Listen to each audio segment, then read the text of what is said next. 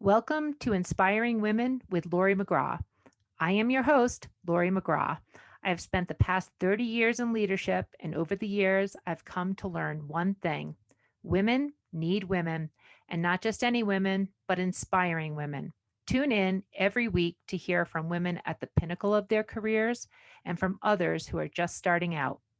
Episodes can be found at inspiringwomen.show or subscribe on your favorite podcast app. Thanks for listening, and I hope you will be inspired.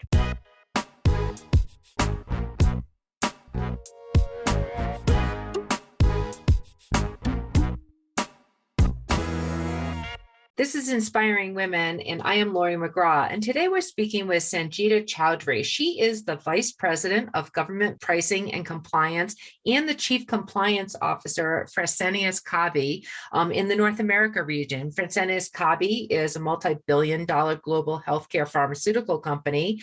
Sanjida has been there for 13 years. She is an expert in intellectual property and compliance, and we'll talk about that. And she has background also at consulting companies like KPMG and Deloitte. And Sanjida, thank you for being on Inspiring Women this morning. Oh, thank you so much for having me, Laurie. I'm excited. Well, great. Well, let's get started. On Inspiring Women, I always begin the conversation a little bit like, what are you doing now? What does your day-to-day look like as the Chief Compliance Officer? Well, the day-to-day responsibilities, really have to do with keeping on the pulse of what's going on with the company. Where are we looking to grow? What are the challenges that the teams are facing? I work very closely with the commercial teams, so like the sales and marketing group. So what are the initiatives they're trying to implement so we can stay a step ahead? So we know how do we have to address them from a regulatory and compliance standpoint? But then if there are key decisions that have to be made, how do I advise them? And so on a day-to-day basis, those are some of the questions that come up in discussions that we have planned. Well, Sanjida, I want to talk more about that specific role, but in terms of your background, you've been at Fresenius for over 13 years now, and you rose up the ranks. And before that, you were an IP analyst and you worked in auditing practices. So maybe give us a little bit of the background, like how did you get there to the C-suite of such a large and substantial corporation? Sure. I started in consulting because frankly, after grad school, I wasn't exactly sure what I wanted to do. And I knew that I really enjoyed working with people. And I joined and worked for a couple of different consulting firms, worked for Accenture, worked for KPMG, a small stint with a company that was later acquired by Deloitte, and found myself focusing in forensic investigations. So at KPMG, I was primarily tasked with working with manufacturers who were sued for noncompliance. So I learned how not to do things in industry, things that would get people in trouble, but then also how do you create something that is compliant? What are the challenges that organizations have in remaining compliant, and how do we address that? And when I came to Fresenius, it was interesting because it was, we were just starting to grow further as a company. The original company had been around for over 30 years, but we were starting to develop larger portfolios and different types of contracting strategies. And so getting really involved in that, it was helpful for me to know what are the pitfalls other manufacturers fell into so I can advise people appropriately and develop systems and technology in order to help us remain compliant. And I guess over the years, I'm a problem solver and a fixer. And so quite often I would find certain departments or certain areas that needed refinement. And the company was wonderful and believed me and would give me these departments to shape up essentially and update and implement new technologies to make them more streamlined. And that really helped the business. Well, I want to sort of talk more about this sort of role because these roles, chief compliance officer, quality types of people, usually these are more policing functions sometimes in companies. Yet you're in the C suite and you're in a high growth, multi-billion dollar organization. So what does the role entail and how do you balance the important functions of compliance while still supporting the company objectives of growth and distribution? Well, I think that it all goes hand in hand, and I think as you mentioned, like these roles are often associated with enforcement, and yes, there is a component of that in my job. But what I emphasize to my organization, especially my commercial team, like the sales and marketing folks that I train, is that I really want them to also view me as their bodyguard. And so in a way, I'm the company's bodyguard. I try to keep a lookout as to what's coming down the road or what are the challenges that they face. And I often tell them that I can't be an effective bodyguard if you don't tell me. And so making sure that, I'm well appraised of all the new initiatives, but also the things that may potentially have, risk associated with it. So I can properly assess that. I like to think of my role being hand in hand with, the other commercial functions. I remember talking to someone years ago. There's this great analogy that I've adopted, and it's like, I am the brake of the car, so to speak, and the commercial organization is the gas. But, it's not about slowing them down. It's about providing balance, because if we aren't coordinated and aligned, our CEO cannot steer the direction of the company. And so, I think that over the years, I've really developed a deep partnership and relationship with the commercial organization. So they know that their goals are also very important to me. So their initiatives and their success. And so none of us will achieve success if we don't support each other. So, Sanjita, I think I've, in many instances over the course of my career building businesses, large scale businesses, I've worked with these types of important functions, whether they're quality controls or finance or risk or things of that nature. And from my experience, when it works well, there has to be a high level of trust. And so so I am assuming that that is a key characteristic, for you in terms of achieving, what you have been able to achieve in your career. How do you go about establishing trust, particularly in instances where you have to tell people, no, you can't do it this way. No, we can't, go about it in whatever might be envisioned. What are your secrets for making that an effective partnership?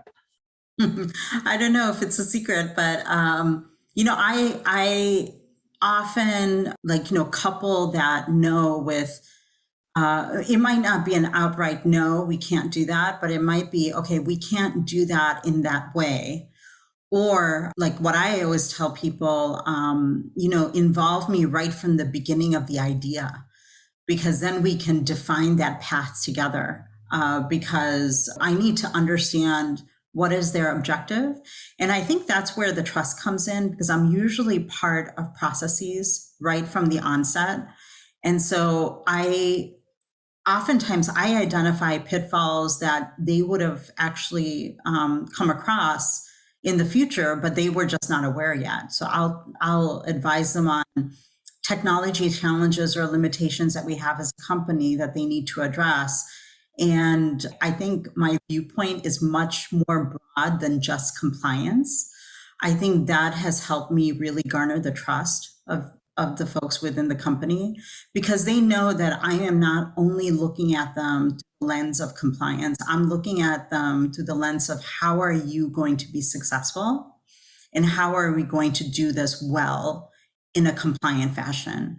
And it's a very holistic way of looking at things. And that's how my conversations are with the different teams. Well, that resonates with me so much. I think, being focused on the successful outcome that is jointly shared by whomever you might be working with. I mean, to me, those are the absolute needed ingredients for these types of important functions in organizations. Sanjita, I want to sort of go a little bit backwards, actually, because you and I had the opportunity to catch up before this podcast interview. And we talked about sort of, the early days of you growing up and how much that's influenced your career trajectory, actually, as a Chicago native, as, parents who are Bangladesh immigrants. Can you just bring us back a little bit to the early days and how sort of how you grew up has impacted your outlook and what you pursued professionally?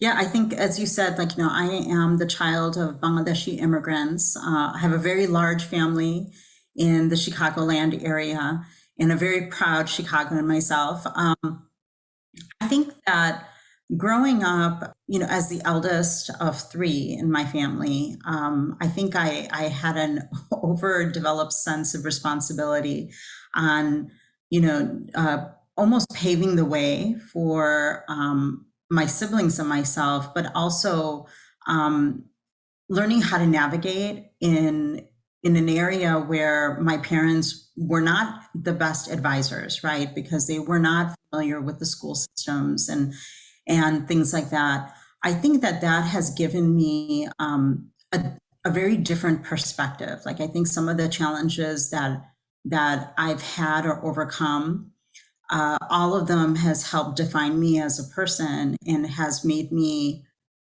develop that problem solving component of myself. But I think the thing that I'm noticing nowadays is that it's really helped develop my empathy. When I sit down and I talk to somebody, I'm not just listening to the words that they're saying. I'm also listening to what they're not saying. And I'm also looking at what are the feelings I'm having in the conversation and what is the other person feeling. And I think that coming from a background that is different from, most of the other kids in my schools and things like that, it gave me a different insight. And I feel like that's something that I definitely cherish now and I bring into every interaction that I have. Well, you also talked about, how hard your parents were. I mean, today's, I will say, just sort of generalized parenting techniques are this is Little League. Everybody gets a trophy for everything and just absolute, all of our children are adorable, accomplished, the smartest in the room kind of things. That's not, as I understand, Sanjita, how your parents sort of, felt about sort of, all of your accomplishments growing up. Is that right?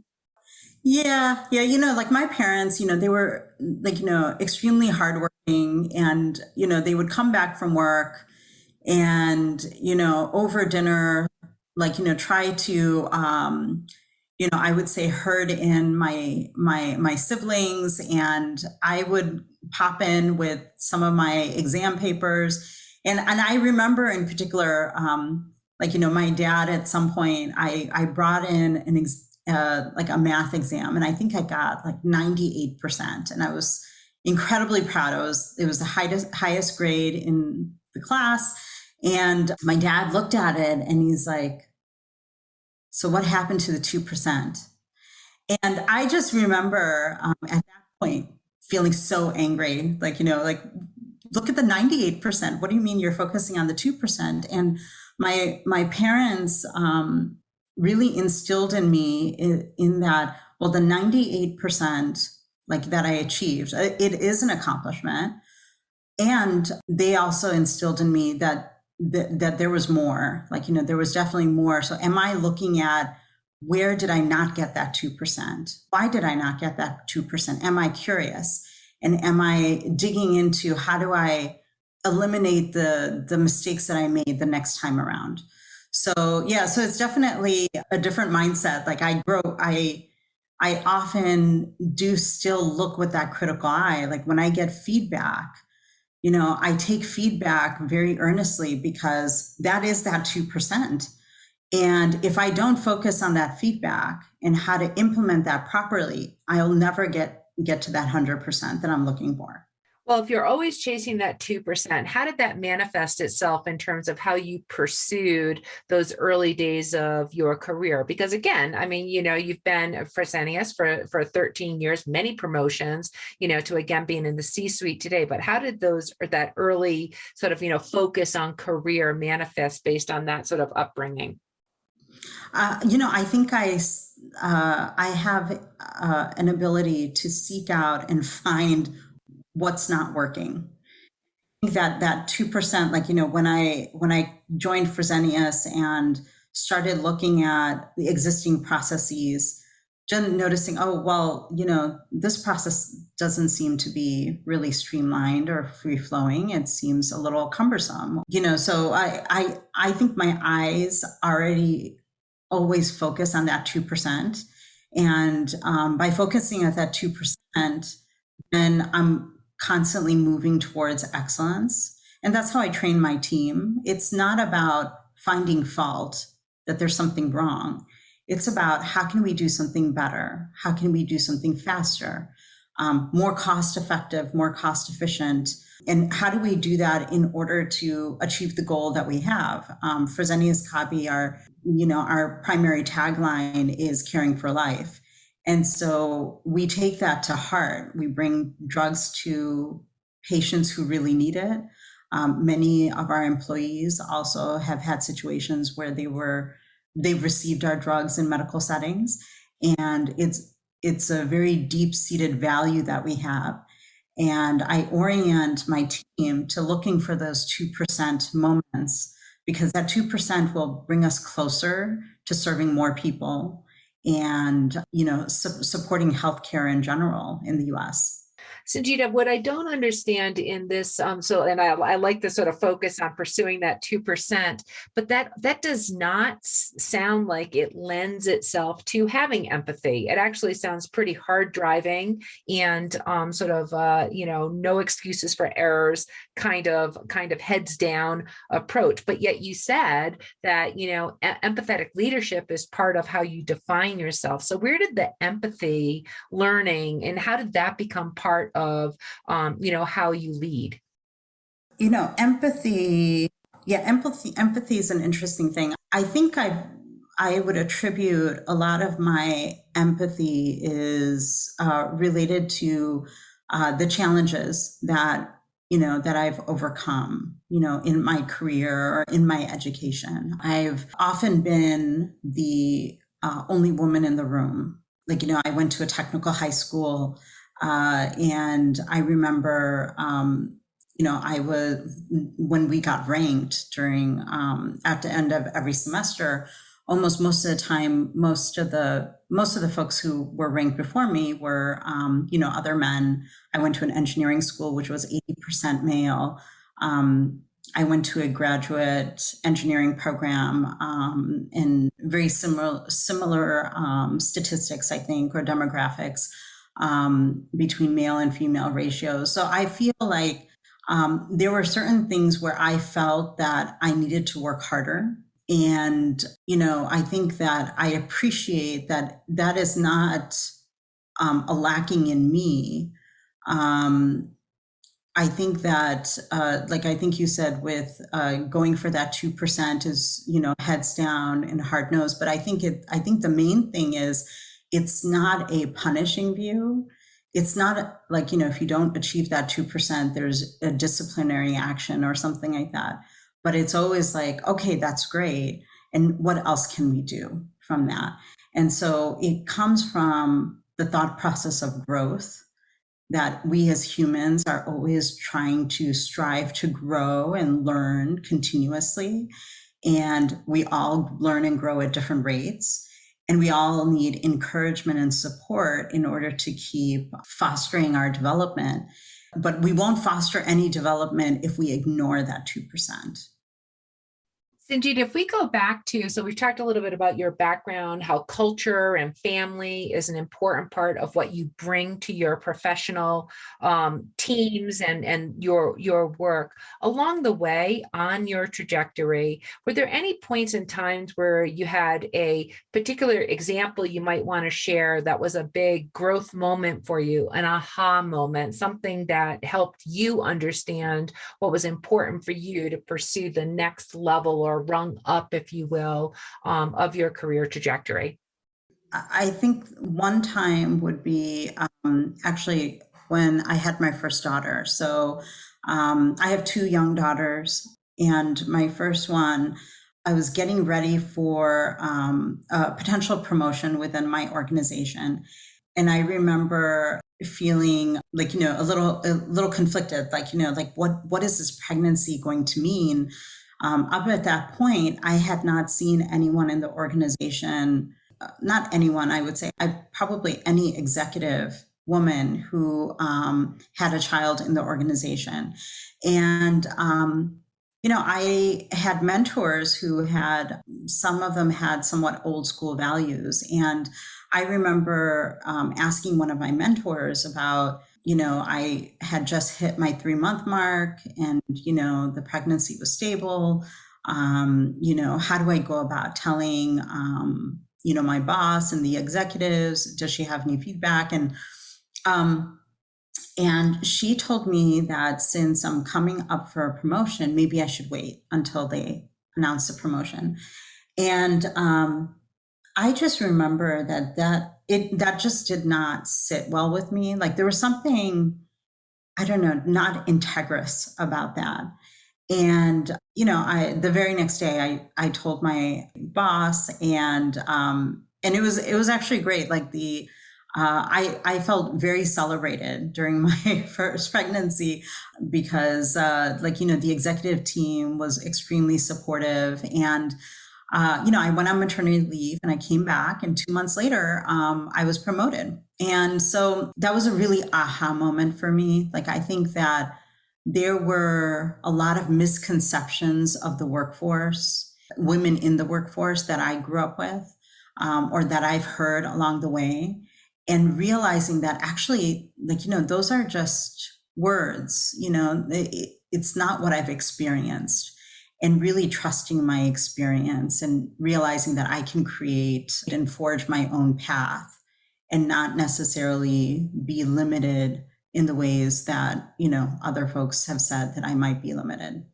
Well, what I appreciate about that story, and thank you for sharing that, is that, often in larger companies, those promotion opportunities, they are planned and they're planned in advance, and you have ways of preparing for them, and that you both were preparing for it, but also didn't necessarily take all the advice because it didn't resonate with, sort of, who you are and how you, feel comfortable showing up as a professional. Sanjita, this is just a really interesting conversation. I have enjoyed sort of like hearing a bit about the background and the journey. As we close out on Inspiring Women today, I would just love to hear any sort of advice you might have for other women who are in these, compliance types of functions that are supportive, but also imperative for company growth. Any advice that you might want to share with other listeners today?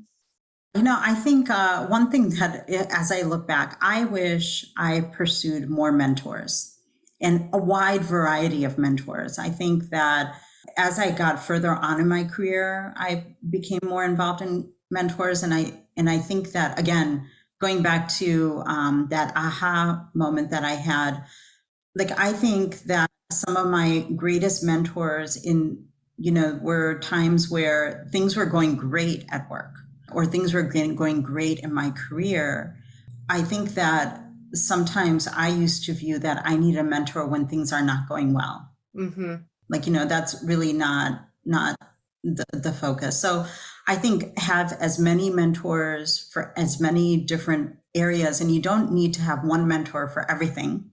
So you might have mentors for different reasons and aspects.